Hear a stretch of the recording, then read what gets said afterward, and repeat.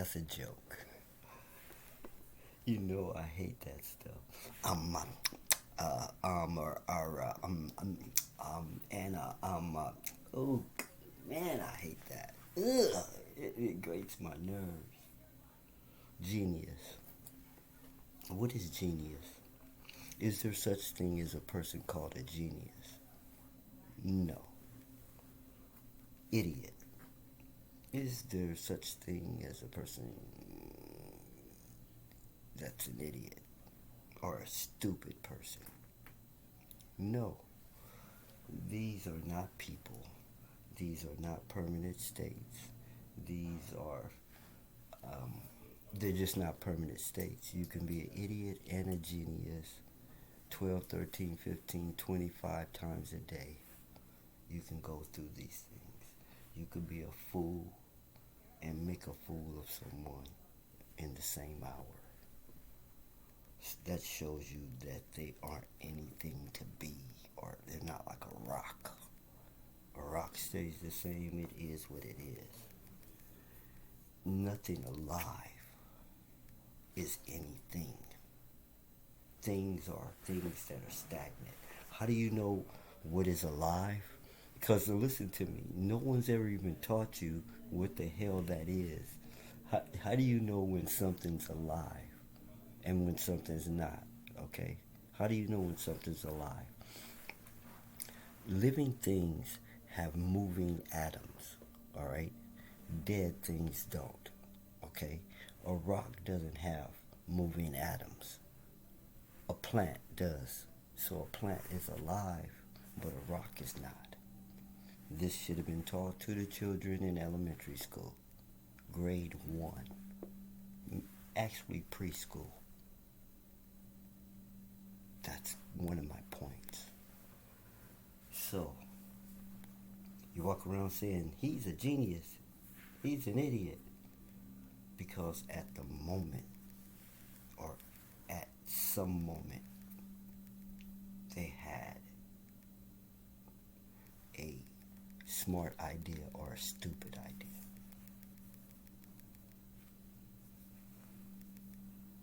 That's not correct thinking. Now, what is incorrect thinking? Crazy. Yeah. I hate to be redundant. I hate to keep repeating myself. But I'm going to have to keep reminding you because you never know what note you're going to fall upon. If you don't know the definition of crazy, then how do you know you're not it? I have to switch when we talk about the mind and intelligence and all that. When we talk about mind, it's like these realizations, as you call them. At first, when you realize the whole world is a lie and everything you've ever been told about it is a lie, that alone is enough to make you lose your mind. Okay? Now, people already knowing that it's a lie and that if a person should really catch on to what's going on, they're going to be useless anyway. They're going to crack because they always have. How do I know? They expected me to go crazy. They expected me to go crazy so intensely that they superimposed it over me and saw me as I lost my mind and went crazy. I'm completely sound. And no matter what, I'm doing things no sound mind person has ever done. They still couldn't help but see me as crazy because in their mind, if a person ever knew what I know, they were going to lose their mind because everyone always has.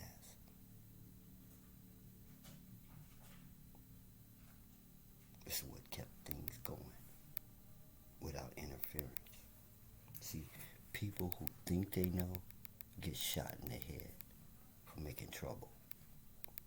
People who really know are put away somewhere quietly. The stages between are Tourette's syndrome. Okay? but you may associate Alzheimer's, Tourette syndrome. All of those things are branches of the same tree. Okay? It can be done with an EMP, electromagnetic pulse. I can hit you with one, and you'll be a babbling fool. Okay? So, people were targeted. All right, here's what happened. It's already in the notes somewhere, so I'm going to run by it real quick. In the 90s, they created a thing called HARP and launched it into space. HARP's original objective was to measure the Earth for seismic weaknesses, predict earthquake points ahead of time. Just what it was originally designed for. But as you know, a gun may be for hunting, but more people have been killed by guns than hunters have hunted things. So, this is what it was made for. A car is made to get you somewhere. It's not made to smash into somebody and kill their whole family. But that's what happens sometimes. Misuse. Disuse. Anyway, HARP, when it is aimed at a person, will wreck the person's nervous system till they be like Muhammad Ali, Michael J. Fox, Richard Pryor. See, the common trick in these type of hits is to find a scapegoat. Let me show you what I mean.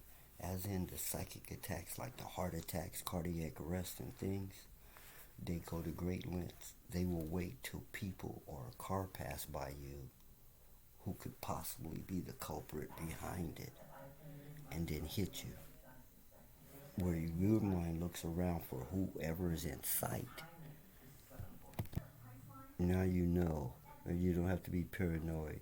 Professional hits use decoys. In other words, they draw attention away from the target, and so that when you're hit, people have to look back in that direction. That means no one was looking in the direction at the time of the hit. So we're talking about the mind, thoughts, all those things there. I better throw this in. Do you know what thinking is? When you think of thinking, no pictures pop up in your head. That means you don't know. Whenever something pops up, or a subject or a word, and you don't have any images to go with it, no experiences, no anything, that means you don't know. So you don't know what thinking is, and you're always running around using this word. Okay? So, once I read a definition for it, they said it was the manipulation of memories. I named my children based on this definition I had way back in the days. Okay, I thought I was going to have a girl. I was going to name her Memory. I was going to have a boy. So I decided to name him Remember. But hiding on the other side of the boy was another boy. Now what do? I can't name him Memory. What did I do? Then I deciphered the other definition of thinking that they didn't tell me. Okay? The act of reasoning. Okay? Which is, I guess, the manipulation of memories. Okay, the act of reasoning. But what I'm simply saying is this. If no one taught you what thinking was, how could they teach you how to think? That's like me teaching you how to drive a car without teaching you what a car is. Well, you don't even know what a car is, but I'm teaching you how to drive one. How does that work?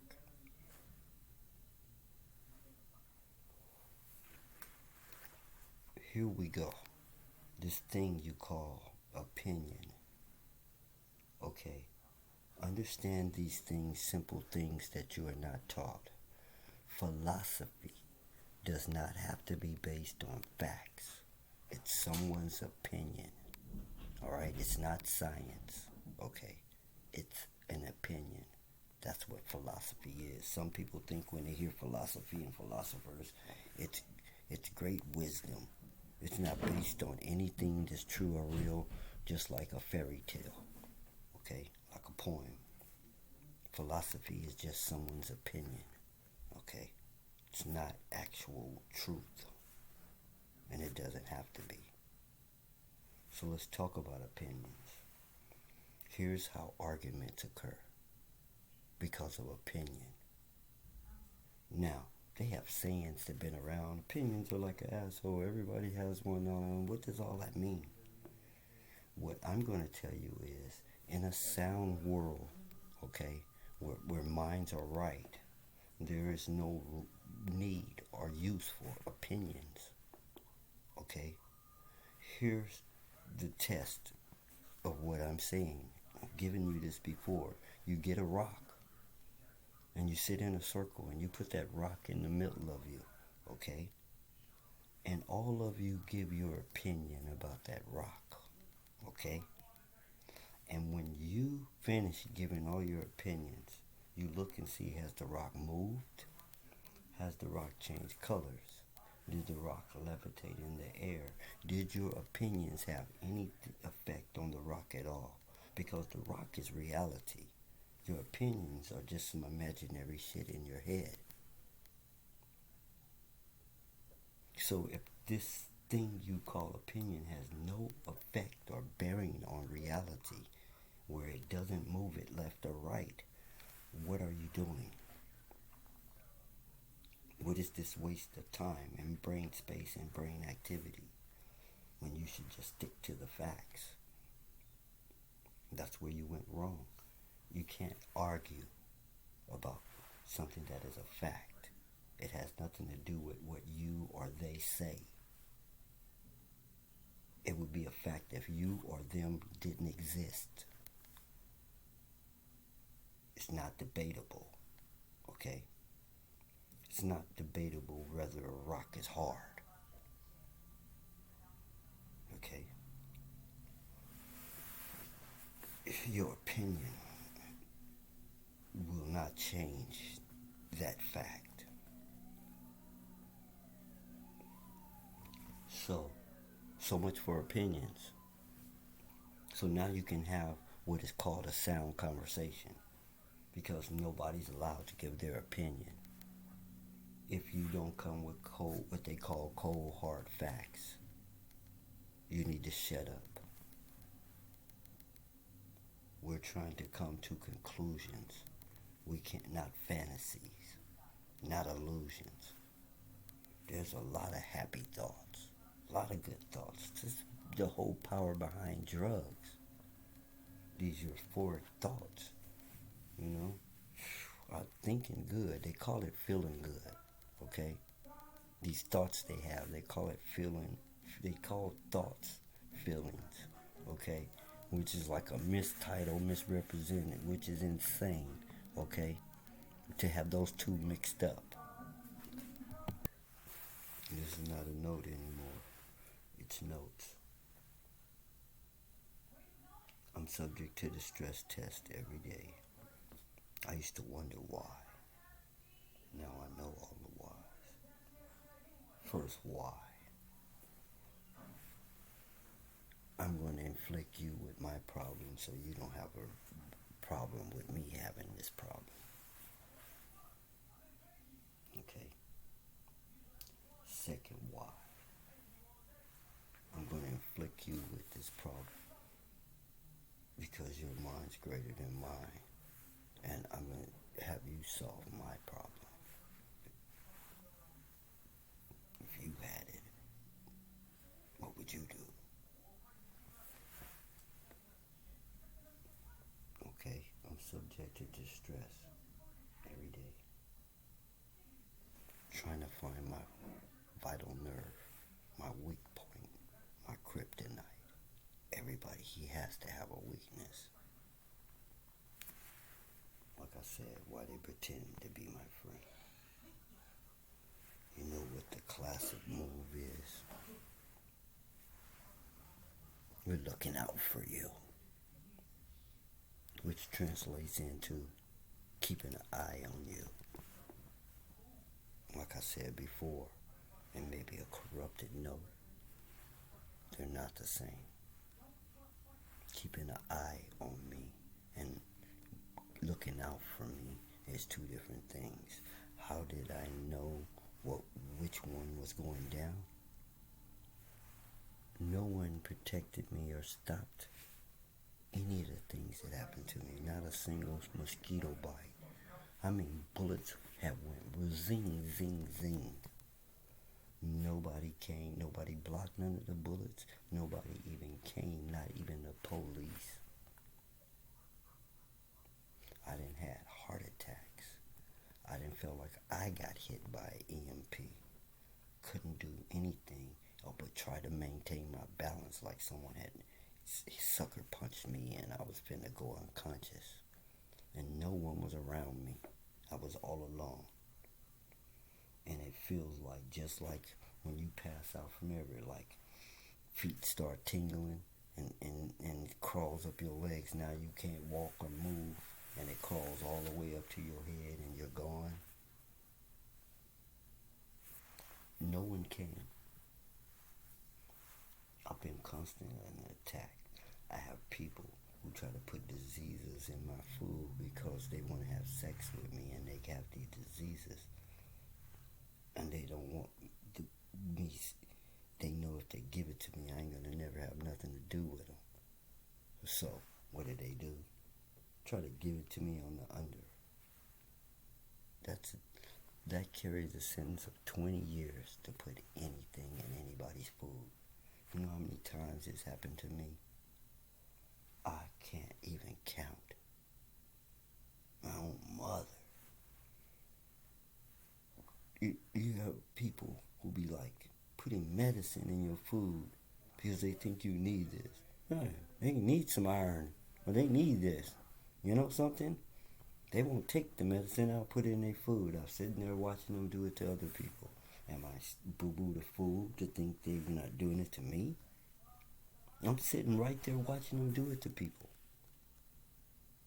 And I'm sitting right there telling me tales of putting things in people's insulin bottles and all kinds of crazy things. Then they start fixing food and think I'm going to eat their food. And then people who just want to make you a little sick. All these things have happened to me. They've mutated me. Not just the broken bones and injuries. See, remember about injuries. Okay? What is a scar? A scar is evolution, adaptation. Okay? It's a sign of if you go somewhere where it's cold, you'll grow hair on your body to protect you. Well, once a point is attacked on you, it develops a thicker skin. That's that keloid that you call, whatever you call a scar. Okay? The scar tissue is many times stronger than the original tissue. That's what no one's bothered to mention. That the scar tissue is superior to the old tissue because of the look. Now, if your whole body was covered with the scar, it wouldn't have that look. Okay? You have superior skin all the way over. Now, well, broken bones, amputations, all that have a counter effect. And everybody knows the tales that if you lose use of your legs, your arms get strong. But what they don't know is the Saiyan way, as I call it. Every time you go down, you come back up stronger. This is supposed to be like cartoonish, but what I'm telling you is science. What I'm telling you is true, okay? So, when you receive impact to a muscle, that muscle goes into a rebuilding process to be able to take that impact next time. Without any help from you, you don't have to go to any gym. You don't have to buy any books. You don't need any guru. It's what you call a natural process. Anything that you encounter, you adapt to deal with it. I don't care what it is. I don't care what it is. You can call it amazing. The best thing to do is know it by more than a title. Don't forget the introduction, because other people are going to claim things like, yeah, we already knew that. We're already doing this. We're already doing that. No, impossible. They only use 10% of their brain. Some of these things come from areas not in use. That's why they seem alien to you. Such as 7-dimensional thinking. 7-dimensional thinking sounds real easy and doable after I told you. But before that, you guys were thinking 2 dimensions. Look at your devices. Look at your devices. And 3D. Woo. That's really something. You got depth now. But this is how your mind works off the pictures that it's fed. So these flat screens and these 2-dimensional images is how you think in 2 dimensions. Does that sound proper? Is this world out here in 2 dimensions? So your thoughts aren't a proper representation of what's out here? Then your senses have been canceled out, because that's what they're supposed to do.